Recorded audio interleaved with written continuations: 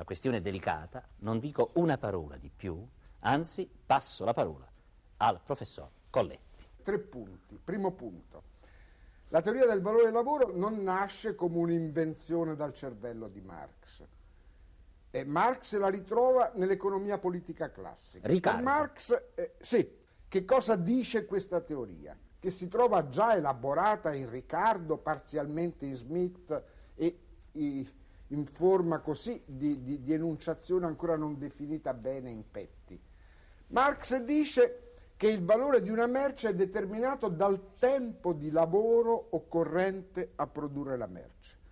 Questo non significa che più l'operaio è pigro, maggiore è il valore della merce che egli produce, perché il tempo di lavoro è il tempo di lavoro sociale medio. Da questo punto di vista Marx rappresenta il culmine dell'economia politica classica, cioè di quell'economia politica che termina con Riccardo, dopodiché le cose si complicano, nascono altre scuole.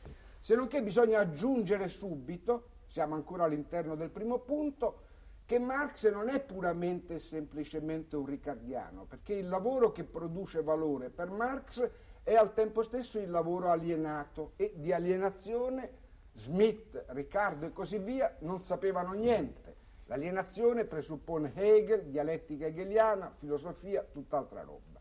Secondo punto, straordinaria importanza dal punto di vista della costruzione del capitale, della teoria del valore del lavoro. Perché?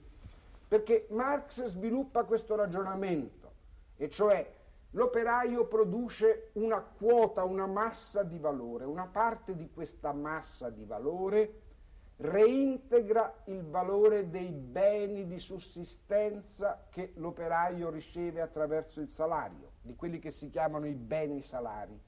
La parte eccedente è il famoso plusvalore. Questo plusvalore si suddivide in varie parti. Una parte viene incamerata sotto forma di profitto industriale dall'imprenditore, ma l'imprenditore deve pagare al proprietario fondiario la rendita per il suolo su cui sorge l'impresa, e quindi abbiamo questa seconda categoria, la prima profitto industriale, la seconda la rendita, e deve pagare al tempo stesso l'interesse, l'imprenditore industriale, a chi gli ha anticipato il denaro per gli investimenti produttivi. Qual è la grande importanza di questa teoria, che del resto si trova già abbozzata nel secondo libro della ricchezza delle nazioni di Smith? Che attraverso questa teoria del valore viene dato lo scheletro essenziale della società industriale moderna, cioè dal valore prodotto dall'operaio si spiegano i redditi di cui vivono le classi fondamentali della società: i lavoratori salariati, gli imprenditori industriali, la proprietà fondiaria attraverso la rendita e finalmente l'interesse che paga, dico, una quota di quella che Marx considera la classe capitalistica. Le classi sociali si spiegano su questa base. E questo è un punto molto importante.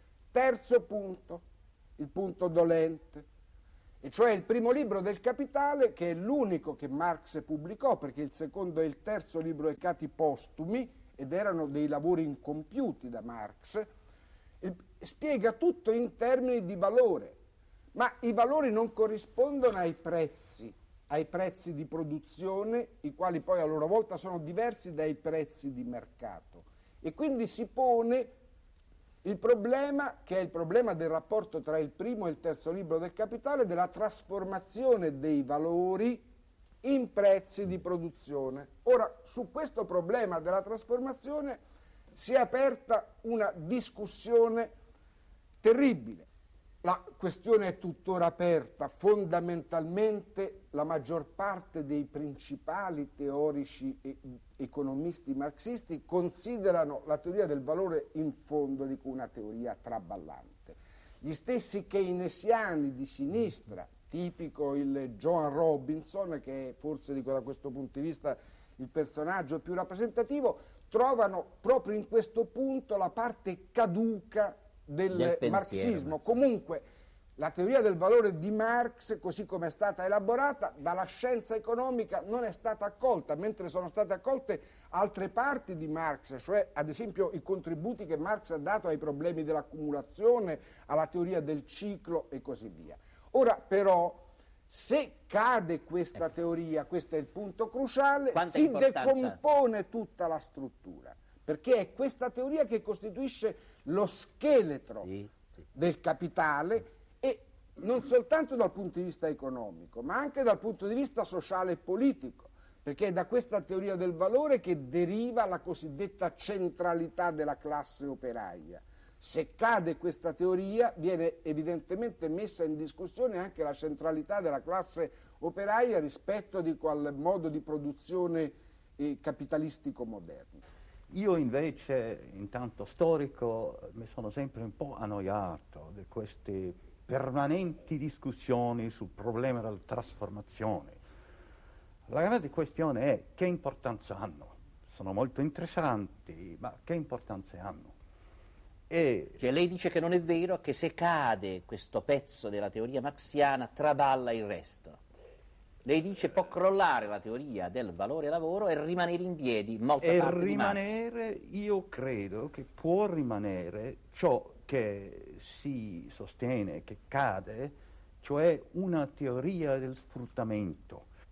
Ciò che è vero, mi pare, e che ritengo interessante e importante in una teoria del valore è, in primo, che c'è valore, che c'è un senso nel concetto di valore, che non c'è soltanto prezzo del mercato. In questo senso una teoria del valore che si deve in certo modo integrare nell'economia ha un senso. Ci sono secondo me, due elementi. Prima, la distinzione che è molto importante per Marx, perché precisamente perché c'è qui la saldatura fra società, sociologia e economia, la differenza fra valore di uso e valore di cambio. Questo è importante. L'altro che c'è un criterio della distribuzione, diciamo, dello sforzo umano in tutta l'economia. Come mai? Come distribuire le sforzi, i lavori dei uomini per produrre tutto ciò che necessita, che l'umanità necessita. In questo senso si può sostenere che non c'è altro modo di farlo che attraverso il mercato. Invece storicamente non è così. E in questo senso il concetto di valore come un criterio, un principio di distribuzione ha un certo senso. Se c'è ancora un minuto di tempo, vorrei aggiungere qualcosa prendendo spunto da quello che diceva il professor Hobsbawm, cioè che certamente l'elemento grande di fascino con cui si presenta la teoria del valore è quello di dare una spiegazione globale o, come si dice, macroeconomica del processo sociale di produzione. Ecco, questo dico è un punto importante.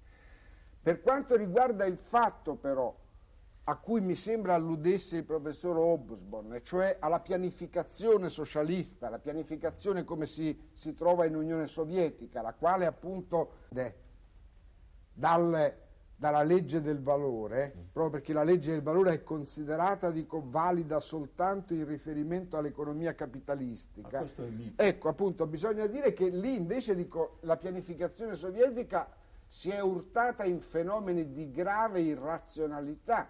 Con la pianificazione si riteneva estinta la funzione del mercato che era considerata valida soltanto per le società borghesi. In realtà, dico, senza meccanismi di mercato il calcolo razionale anche all'interno di una programmazione più o meno coercitiva, dico, salta completamente e si creano tutti i fenomeni di disfunzione profonda che i dirigenti stessi del Partito Comunista dell'Unione Sovietica denunciano costantemente senza trovare però la via per porvi rimedio.